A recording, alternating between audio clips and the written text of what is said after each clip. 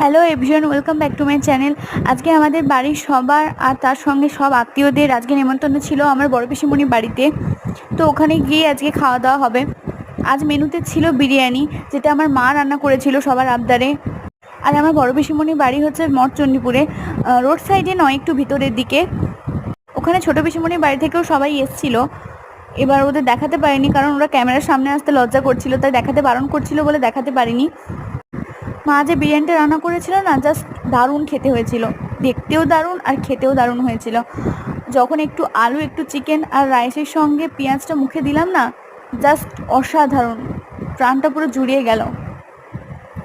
আর তাছাড়া সব মায়ের রান্না সবসময় ভালোই হয়, মারা কখনো খারাপ রান্না করতেই পারে না। মায়ের হাতে জাদু আছে বলে না, সত্যি মায়ের হাতে জাদু আছে।